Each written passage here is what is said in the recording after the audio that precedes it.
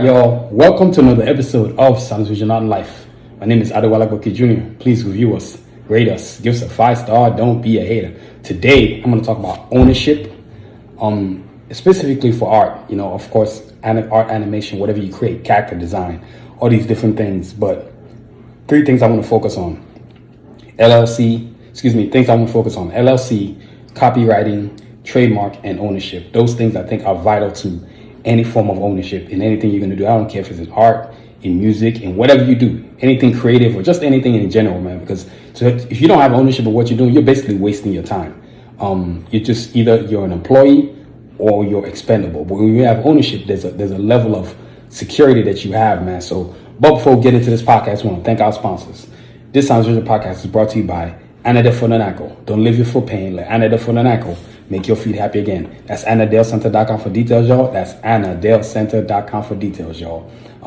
You can go to AnaDaleCenter.com for details. And I stated before, talked about it multiple times. These custom orthotics go into every pair of batas that I wear.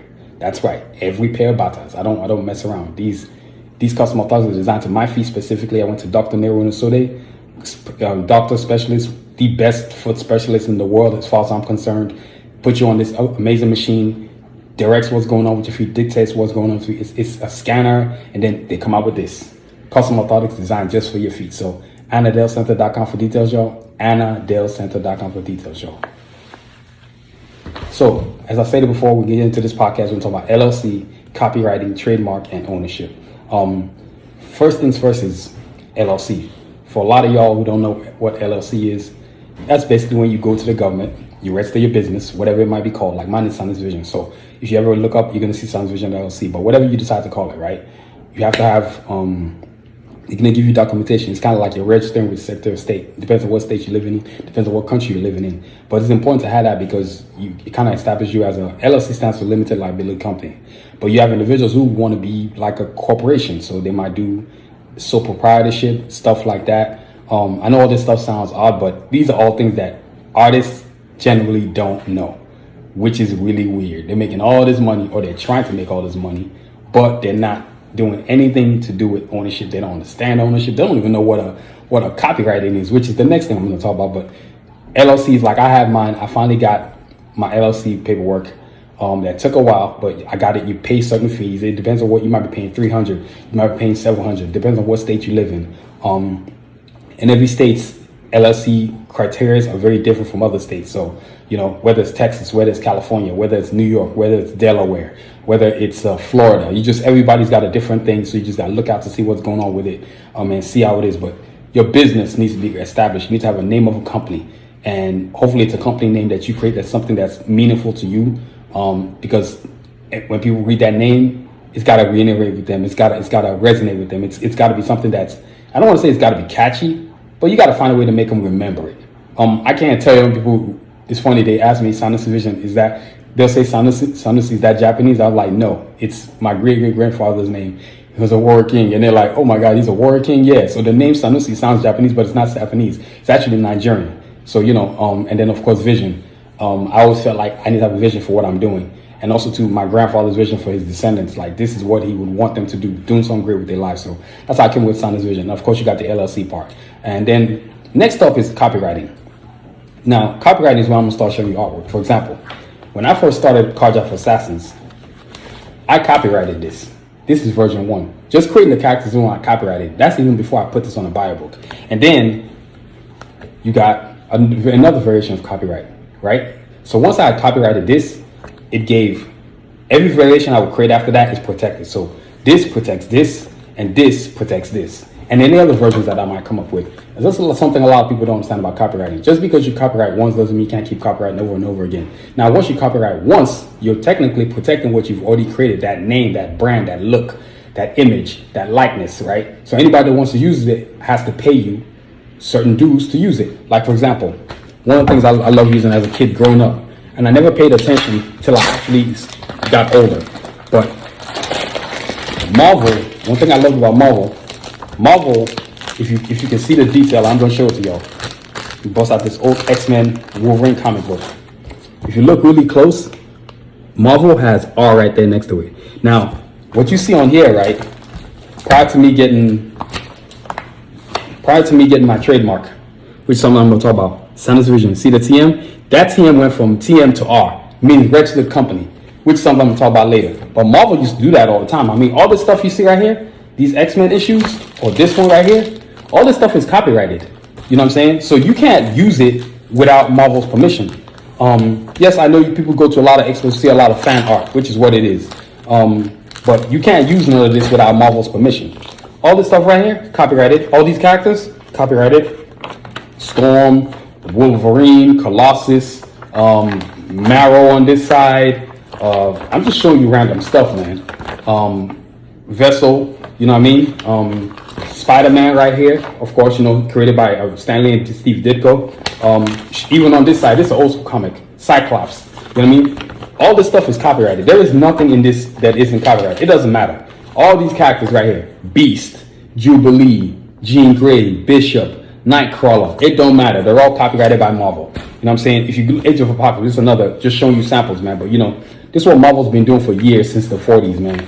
You've got to protect what you create, right? Look at this. All this stuff, copyrighted, man. There's nothing in here that's not copyrighted.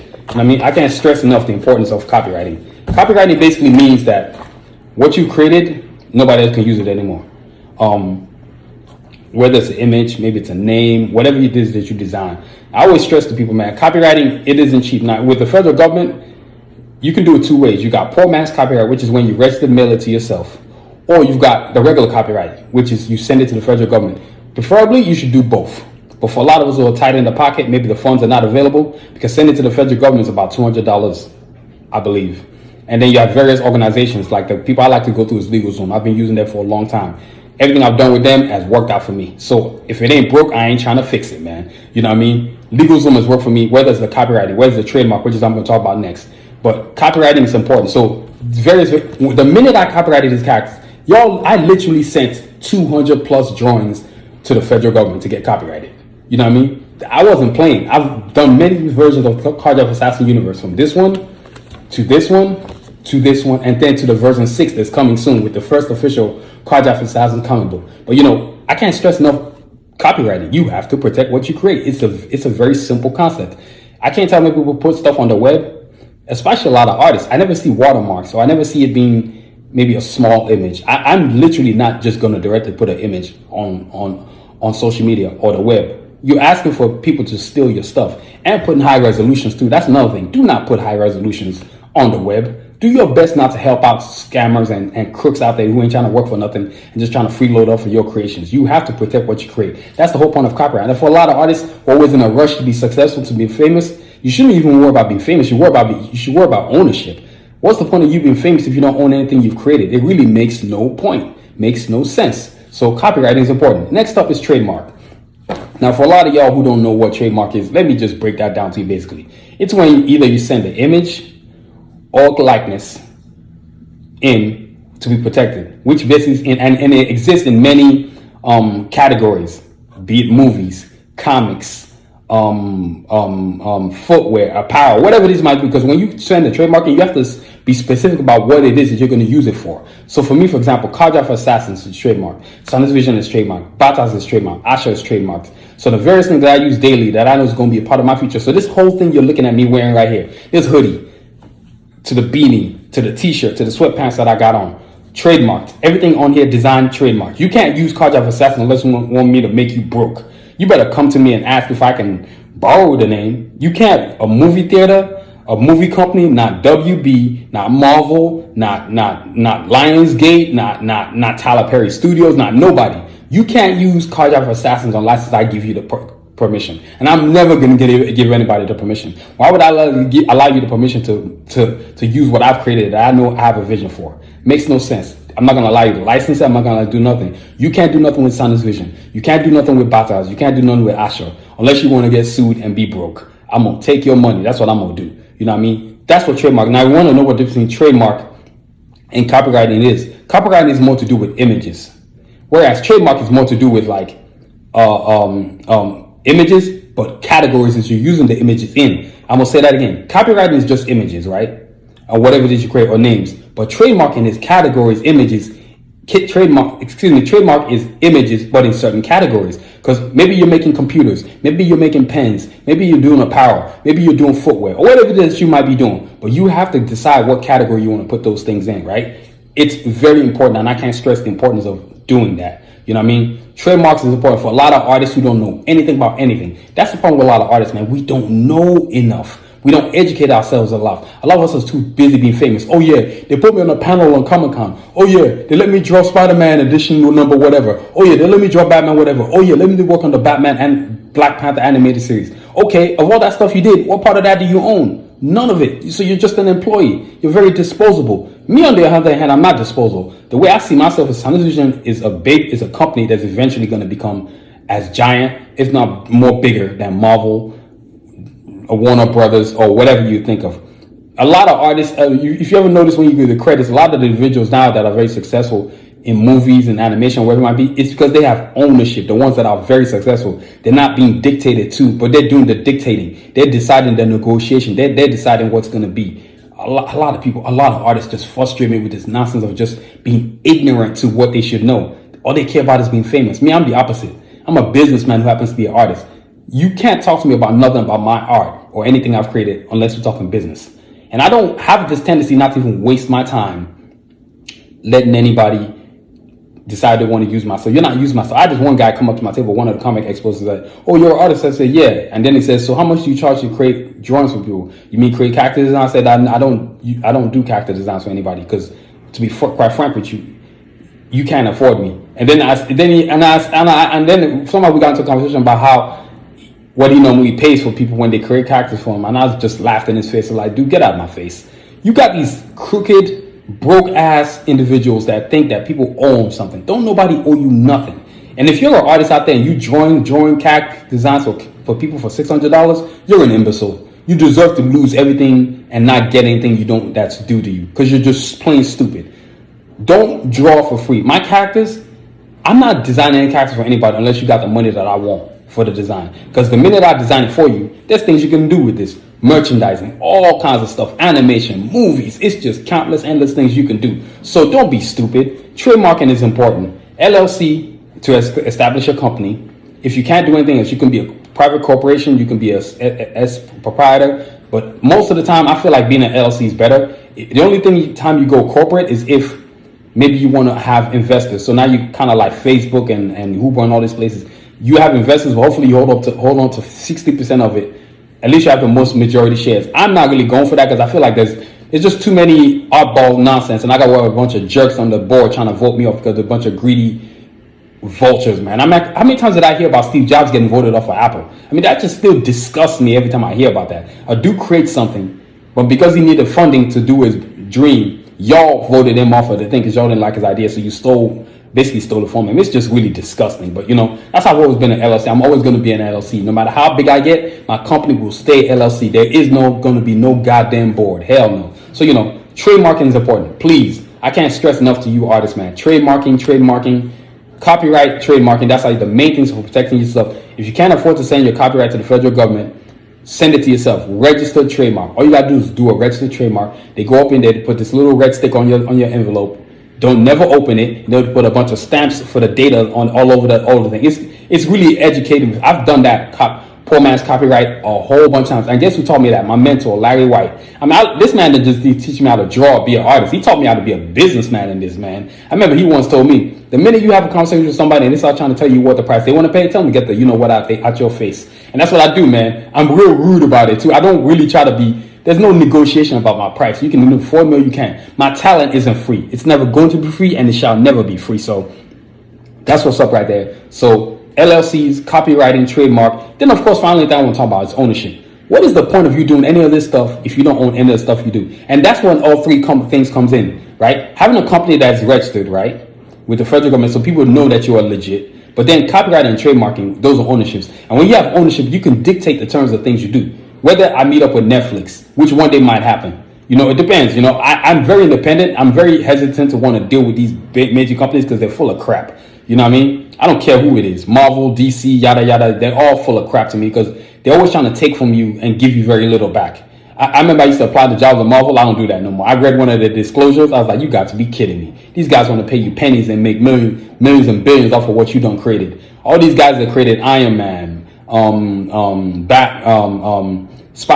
just all these different characters that are created all over Marvel. The artists that created these characters ain't eating as well as Marvel is eating. You know what I mean? It's ridiculous. Same thing with DC and anywhere else. You know what I mean? Artists, Todd McFarlane's independent. I think that's one of the reasons why he's done so well for himself, man. He's one of the few individuals I feel like he's independent. Of course, he did work for Marvel and DC, I believe, but he worked on Spider-Man. I know that much. But he's spoken on numerous times about how being independent is more important than you working for a company. So I kind of just took the bull by the horns and just to say from the right from jump, I'm not working for nobody. You know what I mean? So ownership, man. If you have ownership, there's a lot of things you could do. You could direct the terms of your characters or whatever you've created, the terms of the price to which you want to charge, how your characters are used or whatever you created is used, how whatever you have created is used. That is very important because when you don't have creative control, they can pretty much do anything with whatever you created. That's why you see a lot of music people are just miserable, making albums that are straight trash, and they know they don't like the album, but they have to do it because that's what the label told them they have to do. So now instead of making what's true to you, true to your soul, what you know could probably resonate with you, you have to make some garbage that makes the label happy, and you're just basically fulfilling your contract, which is sorry. So ownership, own what you do, own what you create. I can't stress the importance of that, how important that is, man. You have got to do that, man. It is too vital, man. Ownership is probably the biggest thing for artists, but a lot of artists are clueless. And I've stopped wasting my time having conversations with people about ownership. I can't tell many artists, I try to explain that. Okay, you keep drawing all these characters already created. What are you going to create that's your own? Because you don't own that character. You know what I mean? So that's important, man. So that's our show for today. But before we get up out of here, we got to show you some of our new gear. I always like talking about it. Phone cases. These are the new phone cases we got. And what's cool about it is you can see it's got credit card slots right there, man. I can't tell many people want to go out. They're like, oh, where's my wallet at? Oh, where's my credit card? Oh, well, you ain't got that problem no more because you have it in your phone. So, and we got it in multiple characters too. We got it for iPhones and Samsung Galaxies. And we got them in characters, carjack vs. assassins, but you got Blade, Iron Man, Wonder Woman, Captain Marvel, Batman, Black Panther, Mega Man, you name it, it's on the website, man. So phone cases, man. And then another cool thing, laptop cases, man. And these things are waterproof. You know what I mean? So it's double-sided with the characters. So I got the classic carjack vs. assassins on this side, and I got the version 5 on this side. You know what I mean? This is my custom one, so that's why you see all this Asha and Batas on there, you know what I mean? My designs always come up with everything I'm working on. I feel like the energy of what I do should always be on everything I'm doing. So, you know what I mean? Y'all hold on a sec. I had to grab something really cool too.